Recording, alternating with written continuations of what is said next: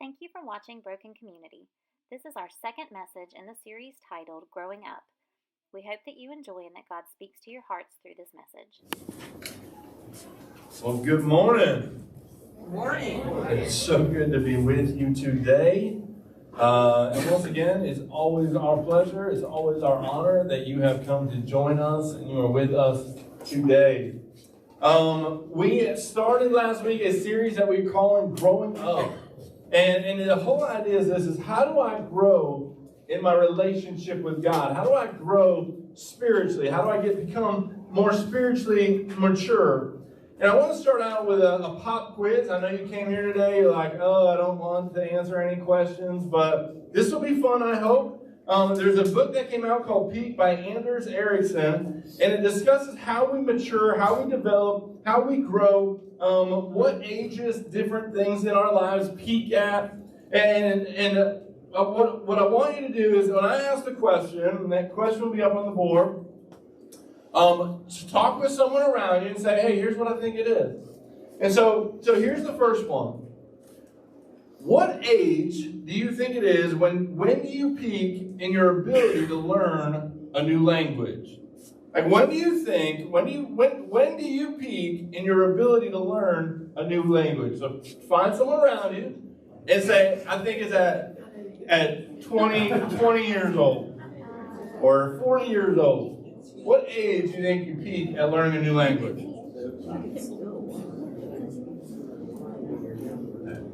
All right, ready? When do you peak in your ability to learn a new language? 7. Did you cheat? Did you look at the board? He cheated. Kevin, you're not allowed to answer any more questions. All right, don't communicate with Kevin today. When do you peak? Talk amongst yourselves, except for Kevin. When do you peak in your chances of making a Nobel Prize winning discovery? When do you peak in your chance of making a Nobel Prize winning discovery? Tell Kevin it wasn't 7. All right. 30s, 40s, 50s, 60s, 30s? 40. 40 years old is when you peak. So I've got 11 and a half more months to come up with something beautiful, like something Nobel Prize worthy. All right, when do you peak in your ability to remember faces? When do you peak in your ability to remember faces?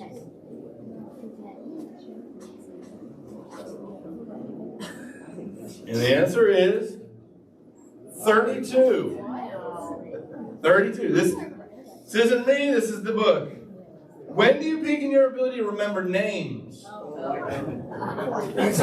Remember names.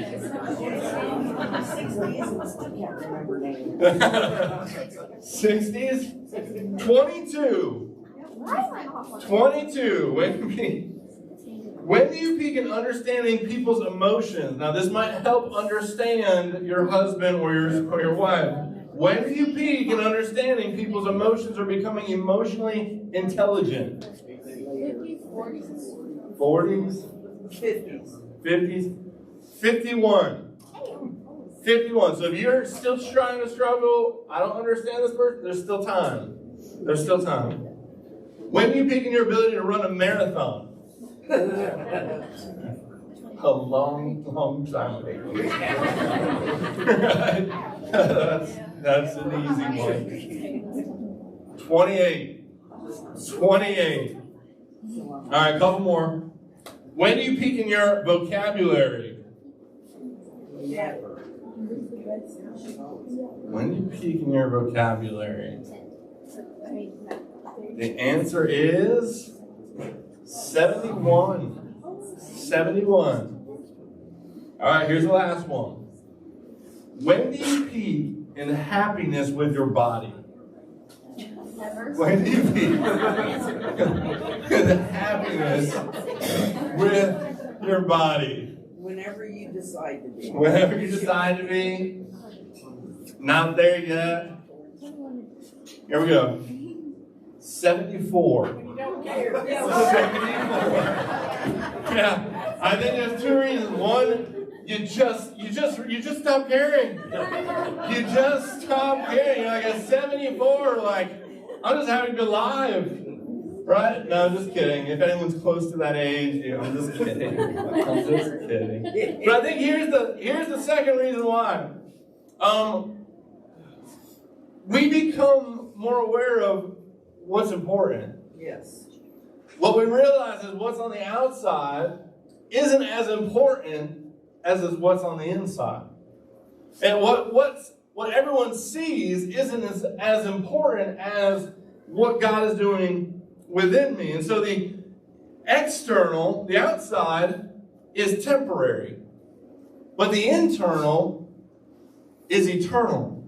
And so we realize that what's on the inside matters more than what's on the outside. And Paul tells us that. And in 2 Corinthians 4:16, he says this. He says, therefore, we do not lose heart, though outwardly we are wasting away. Yet inwardly we are being renewed day by day. And so here's what he's saying. He says, outwardly, he says, we're kind of falling apart. Like the moment that we were born, we grow up, but then it's like this quick downhill slide the rest of our life. Right? Things are going down quickly. And it doesn't take long until you start aching everywhere. It doesn't take long until you're making so many different noises when you're trying to get out of the bed in the morning.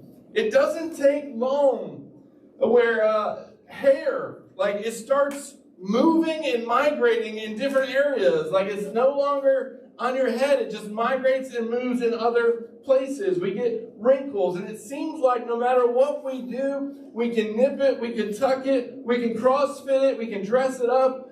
But the problem is that we're always going to continue in this process of aging. Like there's really not much that we can do to control it, because the outside we're wasting away. Physically, he says we're dying. He says, but inwardly, he says we're being renewed day by day. This word renewed means that we're growing and maturing. So even though our outside physical body is dying, he says our inside, who we really are, he says that is renewing, and that is growing, and that is maturing day by day. And to mature is a process. So you can't control how many birthdays you have. You can't control how old you are. You can lie about it, but you can't control it. You can't stop it. But spiritual growth, see, that's a choice that you make every day. The physical, we can't do anything. We can work it out, and we can run, and we can diet, and we can do so much, but the inside, that's a choice.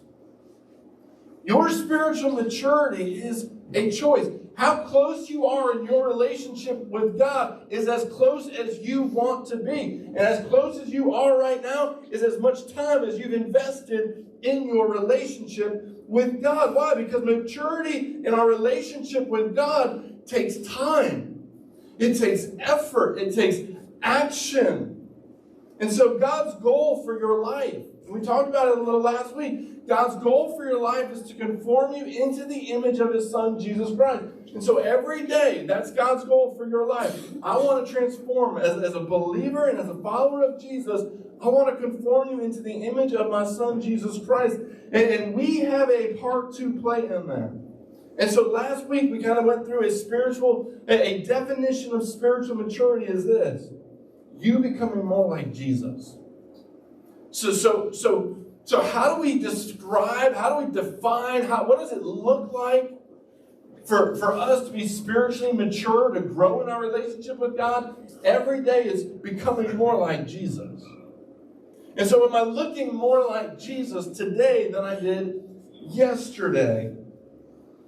We talked about how our life is like a construction process.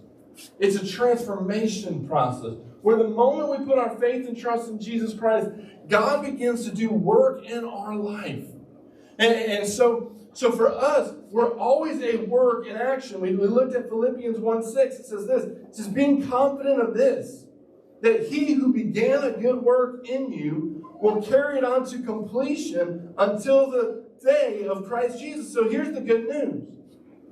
If you're not dead, then you're still growing.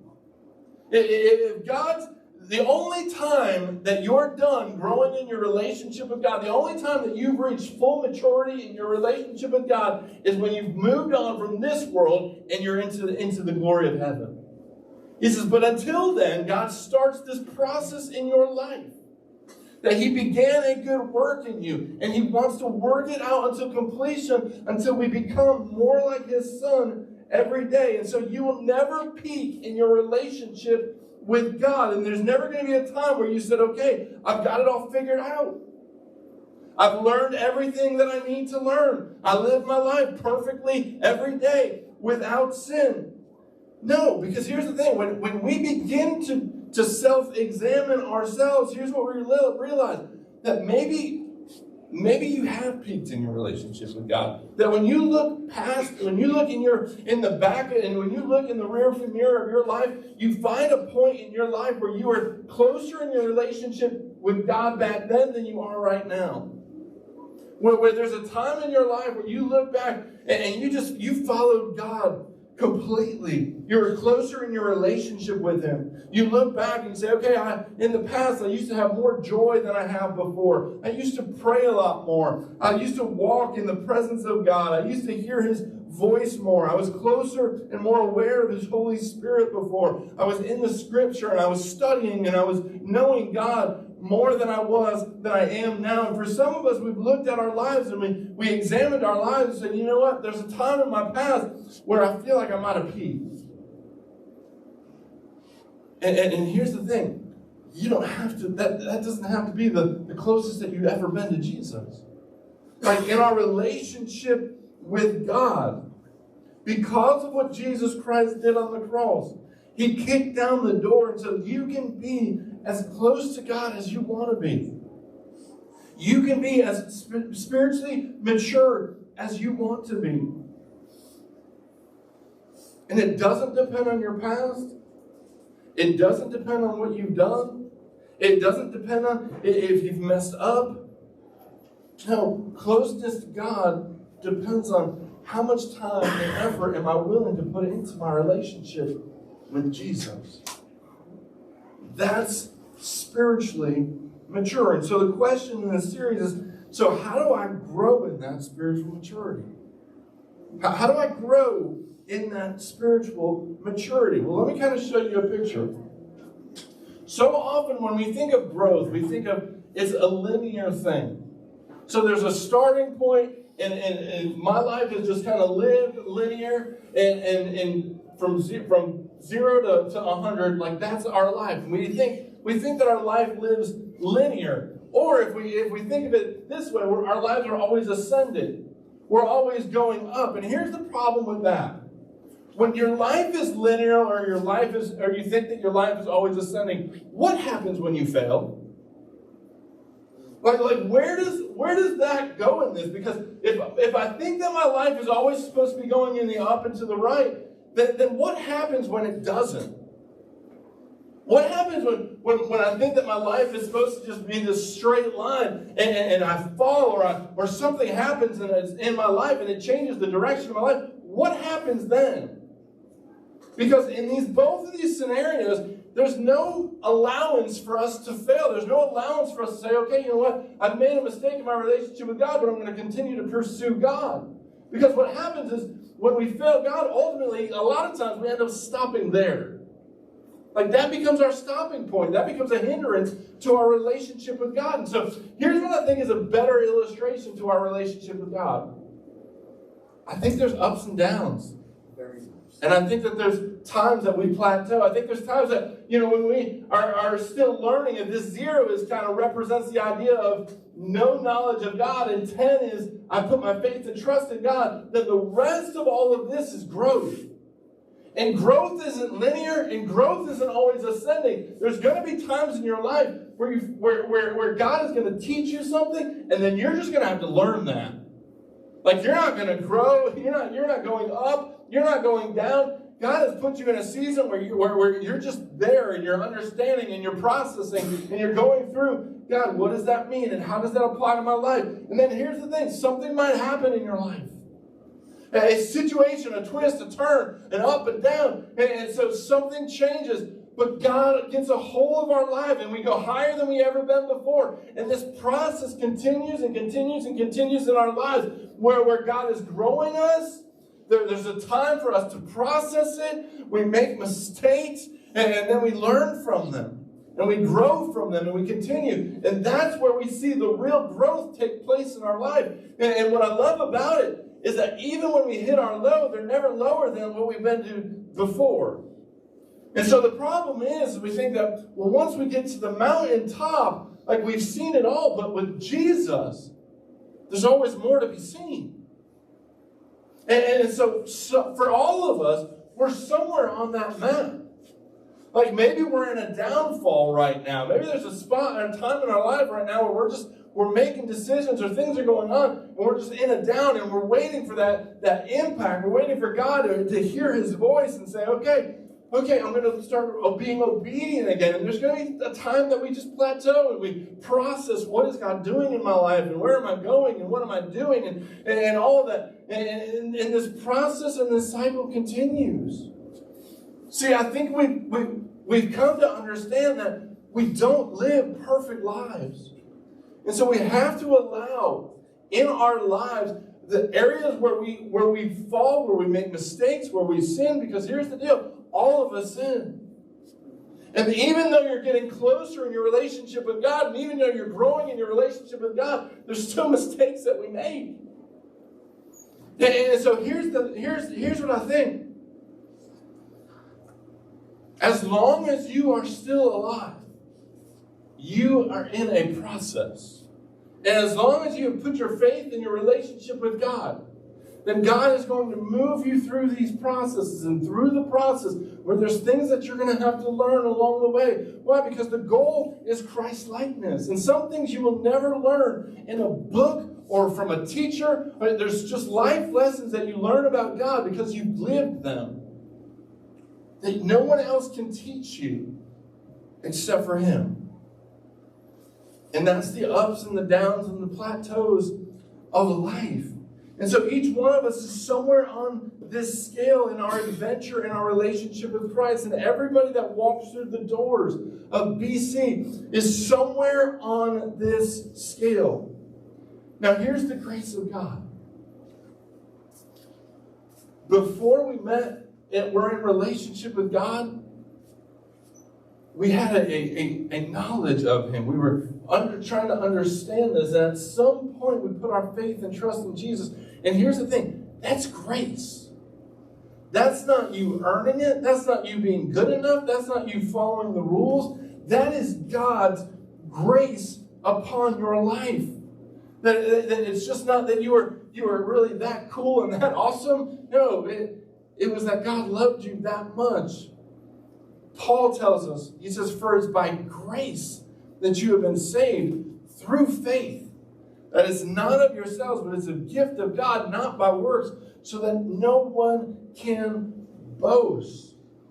And so our relationship with God begins with grace. But here's the thing. Our relationship and our continued growth with God is also God's grace.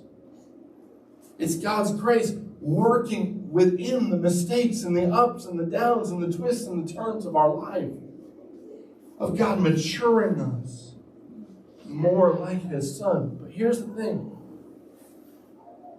You didn't earn your salvation. God gave it to you as a gift, as a grace. But growth requires effort. Growth. Maturity is still a grace of God. But there's a part that you have to play in it. So where do we put our effort? Where do we put our time? Where do we put our energy? How do I grow? And what are the markers of spiritual maturity? And so what I want to give you is three different markers, three different ways that we grow in spiritual maturity. Now these three are in unison together.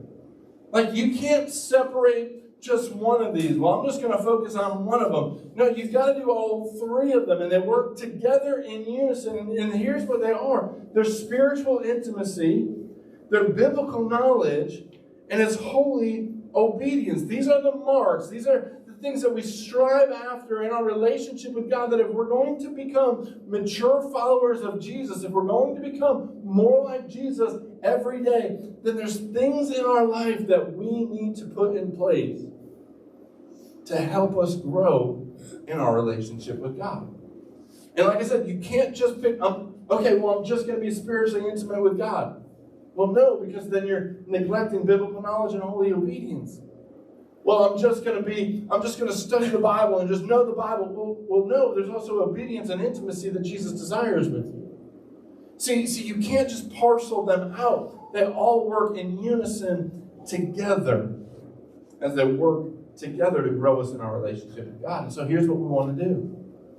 Over the next 3 weeks, we want to discuss these. Today, we're going to take on spiritual intimacy. Next week, we're going to talk about biblical knowledge. The week after that, we're going to talk about holy obedience. And so how do all of these work in my life? And so we hear the phrase spiritual intimacy, and here's what I want you to think about. I want you to think about the most intimate relationship that you have with a human being. You understand what that means. And you understand that it takes time and effort and getting to know this person and understanding that it's not just as long as I just keep a bunch of rules and as long as I keep this list, as long as I do the rites and the rituals, then I grow closer in my relationship with that person. And you realize that that's not true. That to grow intimate with somebody, that it takes time, it takes effort, it takes it's not just, hey, as long as I check these boxes off, then we're growing and we're intimate. It's not the case. And so spiritual intimacy is this. Spiritual intimacy is a total commitment to knowing Him and being known by Him. So if we're going to become spiritually intimate in our relationship with God, if we're going to grow in our spiritual maturity with God, then it's a total commitment of knowing Jesus and being known by Jesus. In fact, this was Jesus' prayer in John 17:3. He says this. He says, now this is eternal life, that they would know you. He's talking to his Father, that they would know you, the only true God, and Jesus Christ, whom you have sent. He says, that's my prayer for my people. That's my prayer for my children, is that they would know the Father and that they would know His Son. And so Jesus came that you would know Him, but not just know facts and figures about Him, but that you would know Him in a personal relationship with God where you're flourishing and God desires for you to flourish when you know Him. And Jesus is saying, I want to know you more as well. And I want you to know me. And He gives us this invitation to become more spiritually intimate with Him, to know Him and to be known by Him. But to do that, there's some essential truths. For us to know Jesus and be known by Jesus, there's some essential truths that we need to embrace that are so important for you to know. And here's the first one. God is a person. God is a person. See, Christianity teaches that God is triune. And here's what that means. That God exists eternally as one, but in three persons.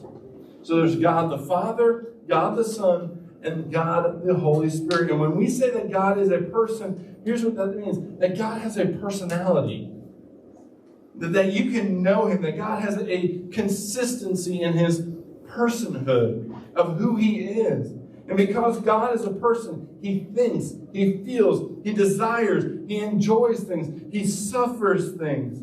And because He's a person, He can be grieved, that He understands love and mercy and kindness. See, God is not just an abstract idea or an abstract object or just a doctrine that we come to understand. God is a person that we come to know and that we can know relationally. He's a God that's been made, that has been made by Him, and He's been made for us so that we can have a relationship with God. God is a person. Here's how John, the disciple, talks about Jesus. He says in John 1:1-3, he says, in the beginning was the Word, and the Word was with God, and the Word was God. He was with God in the beginning, and through Him all things were made. Without Him, nothing was made that has been made. And so John introduces us to the Word. And here's what we find about the Word. That the Word was with God, the Word is God, and that the Word is responsible for all that is created. Well, who is the Word that John is talking about? Well, he answers that for us. In John 14, he picks up. It says, the Word became flesh. And He was made His dwelling among us. And so this Word, this God who was created has now become flesh for us to understand.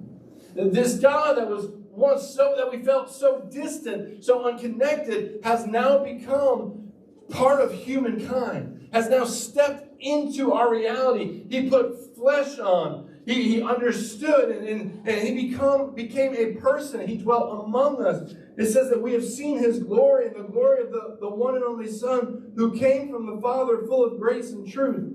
Verse 15, John testified concerning Him. He cried out, saying, this is the one I spoke about when I said, He who comes after me has surpassed me because He was before me. It says, out of His fullness we have all received grace in place of grace already given. For the law was given through Moses, grace and truth came through Jesus Christ. No one has ever seen God, but the one and only Son, who is Himself God and is in closest relationship with the Father, He has made Him known. And so it was asked Jesus, show us the Father. And here's what Jesus' response was. If you know me, you know the Father. Why? Because God became a man, and Jesus was a person that had characteristics and feelings and emotions. He went through very similar events that we went through on this life. And that's why when we say, okay, where God is conforming us into the image of His Son, Jesus Christ, He gave us what that picture looks like. He brought Jesus to this earth so that we can have a relationship with Him. God is a person. But here's the second thing, central truth. God wants to be known. And He wants to be known by you. See, He desires to know you.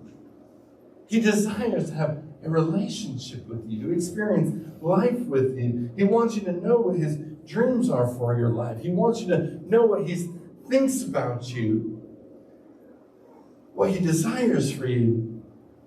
And it should blow our minds that the maker of the universe, the one that when we step outside and we're up early and we see the sunrise and like the one who created the beauty of that, or if you're a night person and you look up at the stars and you see the sky and how beautiful that is, and you're just blown away by the magnificence of the one who created all that, wants to know you and wants to be known by you. That should blow our minds. And here's the thing, Jeremiah 29:13 says, you will seek me and you will find me when you seek me with all your heart. God's saying, if you seek me, here's the promise. You're going to find me. You're going to find me. But the one thing that God can't make you do is seek after Him. God can't make, it's a choice that you have to make. God is not hiding from you. He's hiding for you. Let me illustrate it like this. How many have ever played hide and go seek? Anyone ever played? Okay, if your hand wasn't raised, you have a miserable childhood. Like, let's just, if you didn't play if you haven't played hide and go seek, we're going to play it. Just so that you can say, as a parent, you play hide and seek different than when you were a kid. As a parent, like, you want your kids somewhat to find you. There's a joy and a delight that kids get when they find their parent. And so here's the thing. When we play hide and go seek, I don't go up in the attic and shut the door behind me where they can't grab the pulley down and pull down and come find me. I don't hide up there. Why? I hide in the spot where they can find me. Why? Because there's a delight that they get. There is a joy that the kids get when they find me. Especially, I can't hide in so many places. Like, I'm just a big guy. And so, but here's the point is this. There is a joy and a delight in discovery. There's a joy and there's a delight in discovery. And your Heavenly Father wants you to experience the joy and delight in getting to find Him and getting to know Him. Because when you seek Him, you will find Him. But you have to seek with all your heart. Let's try this one. If you haven't played hide and go seek, have you ever found Easter eggs? Anyone ever find Easter eggs? Okay, thank you. You've hidden Easter eggs before? Where do you hide them? As a parent, where do you hide your Easter eggs? A lot of times in the open, right? When we do Easter egg hunts at our house, we'll put some money in there, and we'll put some candy in there. When we say money, we're talking quarters. Like, we're not talking big dollars. Like, the kids will find a couple bugs throughout the thing. But here's the thing. We hide, I think, 48 eggs, and each kid can get 12 eggs. But we don't hide them in the most impossible places, because here's what we found out. When we did that, there was a couple eggs that we hid in kind of like they can't see these areas, so I'm going to hide them way up here, and they can't get it. Here's what it did. It frustrated them. It got them upset, and they didn't want to play the game anymore. I think that's how we think of God sometimes. We feel like God is this unobtainable, unknowable egg that we can't get.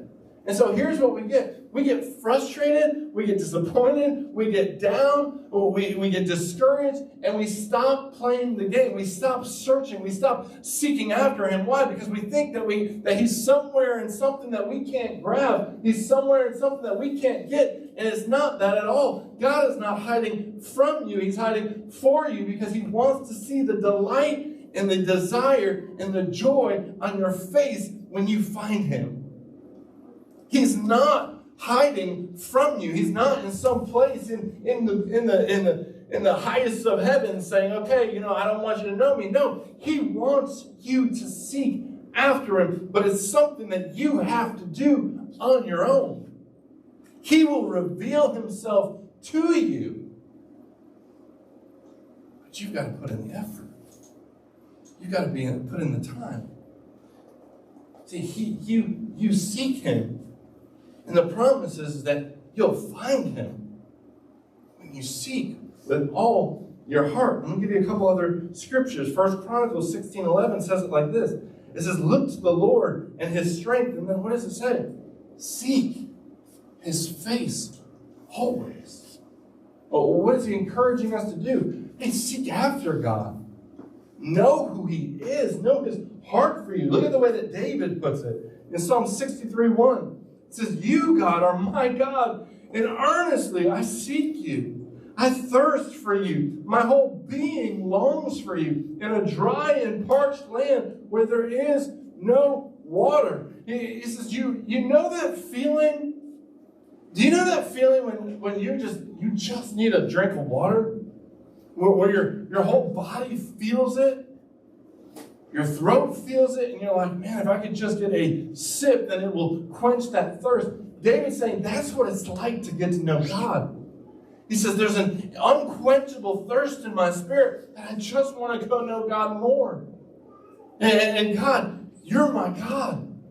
You are my God. You're not somebody else's God. You're not an unattainable God. You are my God, and earnestly I'm going to seek after you. Why? Because God loves, delights, has joy in the discovery. He wants you to know him. God is a person. God wants to be known. And then here's the third one. Knowing requires deliberate effort and time. Knowing requires deliberate effort and time. If you want to grow in spiritual maturity, in Christ likeness, becoming conformed to his image, then it requires deliberate effort and time. See, no relationships develop at different stages. So let's go back to our model here. So I've added a couple things to it.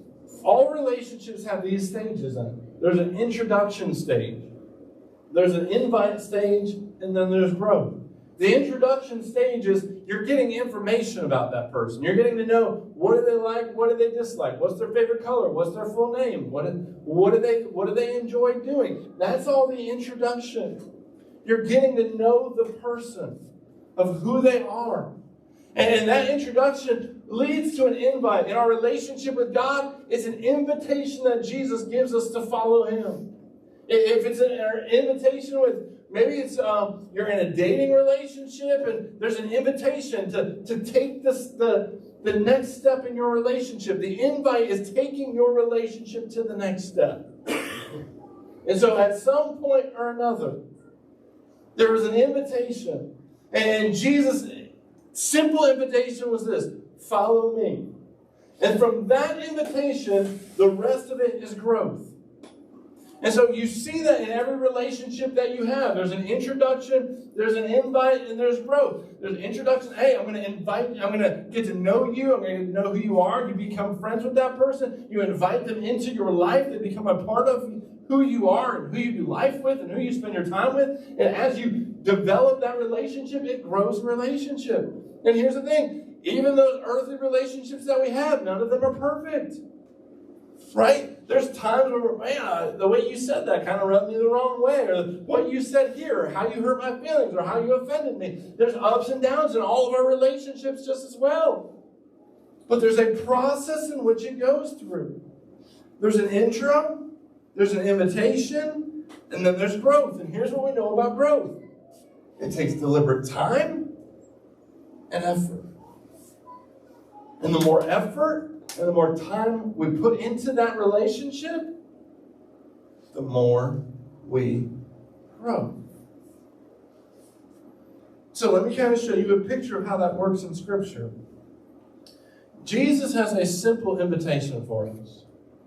He simply says, follow me. And when Jesus called his disciples, it's the same invitation that Jesus used 2,000 years ago that he uses on us today. There's an invitation point in the relationship where Jesus is encouraging people, take your next step in your relationship with me. And he says, follow me. That's the invitation point in the relationship. And it doesn't say follow this list, follow these guidelines, follow these rules. I want you to follow me. Here's what that means. I want you to be in proximity with me. I want you to pursue me in a life-giving relationship. And so that happens with one of Jesus' disciples, a guy named Matthew. In Matthew 9:9, here's what we have. As Jesus went on from there, he saw a man named Matthew sitting at the tax collector's booth. Follow me, he told him. And Matthew got up and followed him.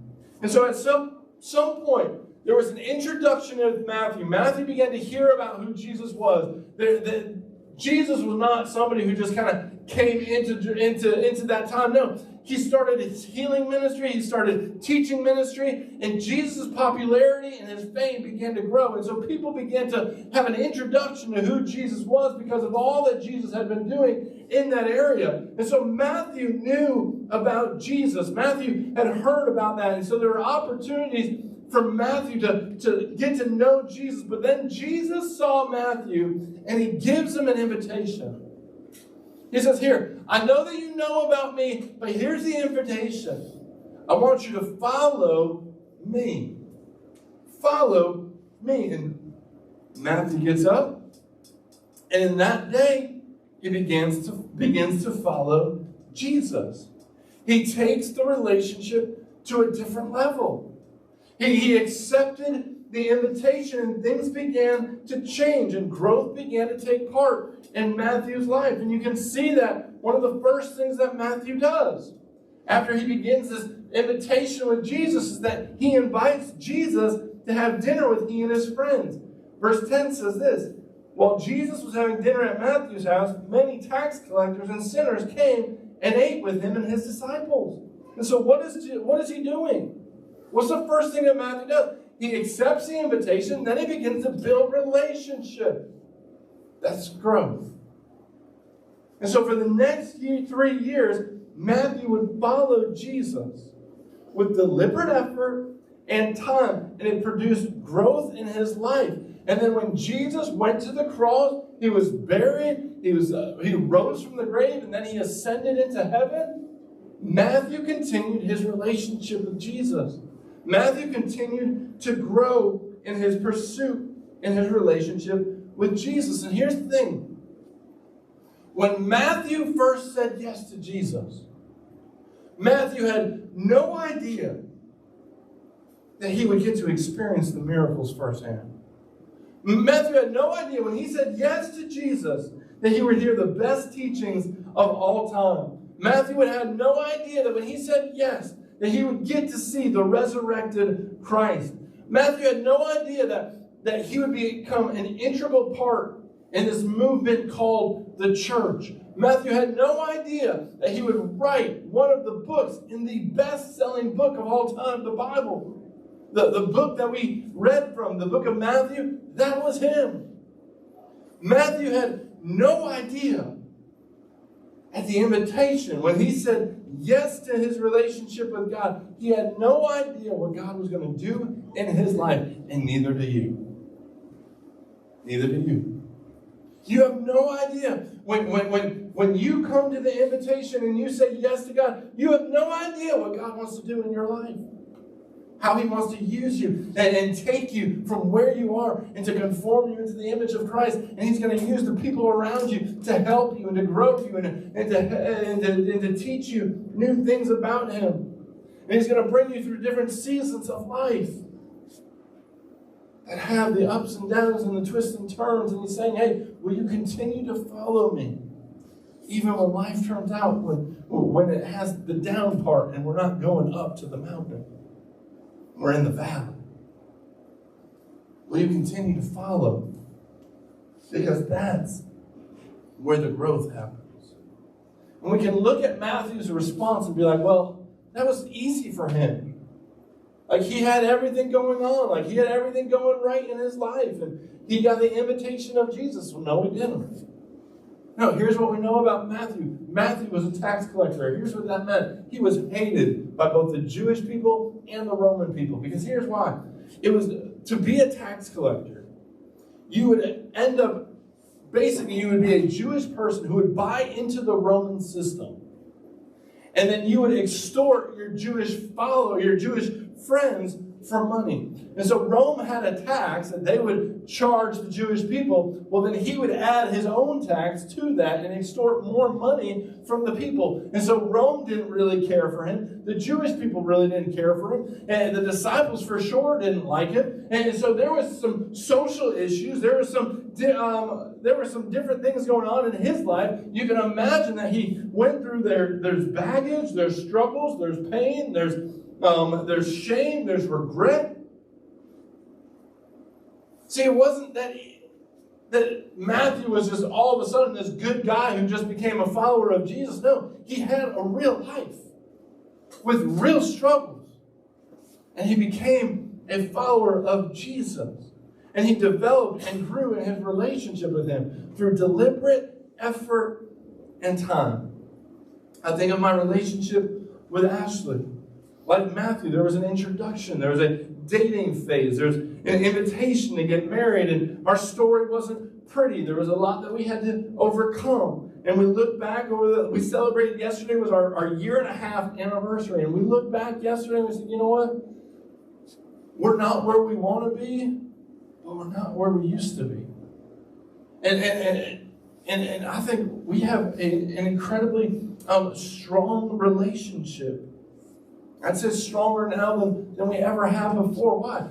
It took deliberate time and it took deliberate effort to get there. That we work really hard now to keep our relationship and to keep our marriage a center part of our life. And to keep Jesus the most important thing in our life. And so in your relationships, here's what you realize. No relationship ever grows by accident. It just doesn't happen. You don't just trip on growth. No, it takes deliberate time, deliberate effort. And so spiritual maturity, spiritual intimacy is about a total commitment to knowing Him and being known by Him. And there's so much more that God wants to show us about who He is. His nature, His attributes, His character, His heart. And there's never going to be a point in our life where we've exhausted God, where we've learned everything that we have. In fact, here's what you're going to notice. The closer you get to God, the more you realize you really don't know. The closer you get to God, the more you look back and say, man, there were so many times that I was so arrogant and prideful. I thought I had it all together. I thought I had it all figured out. And Jesus says, no, there's still more. There's always more. And so here's my question for you. When you look at this graph, where are you at? Maybe you walked in today and you were in the introduction phase. That you're just getting to know about God. You just want to know more about Him. See who He is. And there's an invitation from God for you that says, follow me. He's saying, hey, I want you to take that next step. I want to bring our relationship to a whole new level. I want to be your God. I want you to be my child. There's an invitation to start a relationship with God. And then maybe you've already done that. Are you still growing in your relationship with God? See, some of us are like, okay, I've been to the introduction, I've been to the invite, I put my faith and trust in God, but we're like at an 11. Like we've never done anything with it. Where yeah, I said my prayer, I got my fire insurance. All right, that's what I really wanted. I didn't want to go to hell, so I might as well trust Jesus. No, so we might be at 11. We might have been saved for 10, 15, 20, 30, 40 years. And we've never grown in our relationship with God. Why? Because we've never put in the effort and the time to know Him more. To know Him more. See, some of us, we're at the invite stage and you're just not 100% yet. There's still some uncertainty there. And here's what I would question you. What big decision in your life have you ever had 100% certainty in? Like, what big decision in your life you said, yep, 100%, I understand. No. You might have put in 100% commitment, but you weren't 100% certain. And so what decision in your life, and here's where faith comes in. Faith is saying, I'm going to commit 100% to my relationship with God, even when I have a 95% uncertainty. Even when there's still part of me that I'm just uncertain. I don't get it all. I don't understand it all. And here's the thing, you don't have to. That's the growth. You don't have to understand it all. The invitation is, follow me. What Jesus desires is Christ-likeness. And in the in-between is how close do I want to be in my relationship with Jesus. In the between are the ups and the downs and the plateaus of life. But even in the downs, we have a choice. Am I still going to pursue Jesus with everything that I have? With all that I've got? Am I going to put in the effort? Am I going to put in the time? Why? Here's what we know. No relationship grows on accident. It grows with deliberate effort and deliberate time. So he wants to know you. He wants to be known by you. He is not hiding from you. He is hiding for you. Because he wants to see the joy and the delight in the discovery. So here's your challenges. We talked last week. Each week we're going to give you challenges. Okay, where am I at? Last week we encourage you. Examine your life. Just see where you've been in your relationship with God. Look behind you. Because I think sometimes we constantly are looking ahead. We never see where God took us. So last week your challenge was to examine yourself. This week, you've got two challenges. The first one is to take the next step. Take the next step. Where are you at on the graph? Where are you at in your relationship with God? And here's what I'm asking. If you're at the intro, go to invite. The invitation for you is where Jesus says, follow me. He's already taken care of your sin problem. He died on the cross so that your sins can be forgiven and my sins can be forgiven, and so that we can have a relationship with God. So the hindrance and the barrier that keeps us from getting to know God more is already removed by Jesus Christ. And if we put our faith and trust in Him, we begin this new relationship with God. If you've already put your faith, if you've already accepted the invitation, grow. That's your next step. And if you've been growing, continue to grow. That's your next step. Don't stop growing. Don't stop growing. Here's the second one. For any good relationship, it takes communication. For any good relationship, it takes communication. And so for this week, here's what we're encouraging you to do. Pray.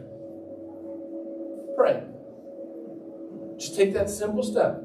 When I wake up in the morning, before my feet leave the bed, pray. God, help me get through this day. God, I've got this test coming up today. God, help me with this test. God, I've got pressures going on. I've got deadlines to be met. I've got a lot of work to be done today. God, help me get through this day. Just a simple prayer in the morning. And then here's what I'm going to encourage you to do. A simple prayer before you go to bed.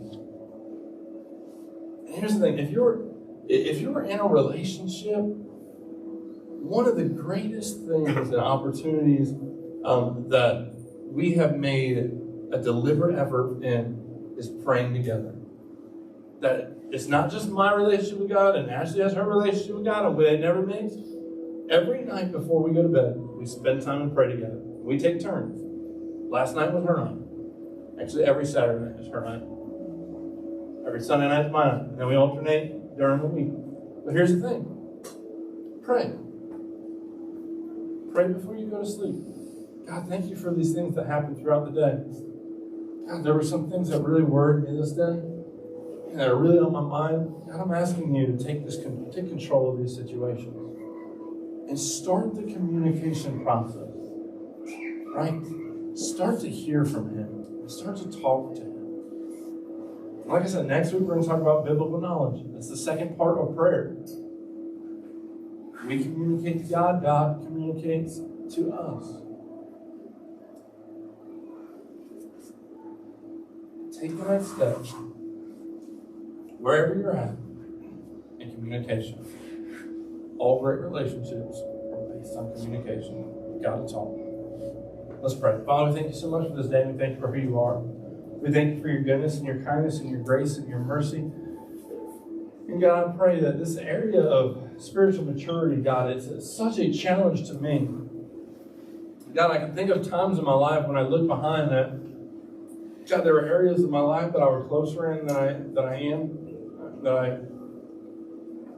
am today. And so, God, help me in those areas. God, God, we want to know you more. We want to grow in our relationship with you. And so, God, help us to become more spiritually intimate with you. To know your heart and your dreams. To seek you with everything that we have. Maybe you're here today and you've never put your faith and trust in Jesus Christ, and that would be that'd be your invite. If that's you today, would you simply pray something like this? And there's nothing magical about it. It's just opening up our hearts and saying, Jesus, I know that I'm a sinner. And I'm asking you to save me. Come into my life and to change me. And so if that's you today, would you pray something like this? Dear Jesus, I admit that I'm a sinner, and I ask for your forgiveness. I believe that you died for me on the cross, and that you were buried, and that you rose from the grave. I turn from my sin, and I invite you into my heart and into my life. Today I want to trust you and follow you as Lord and Savior. Amen and amen. Let's give God the glory this morning.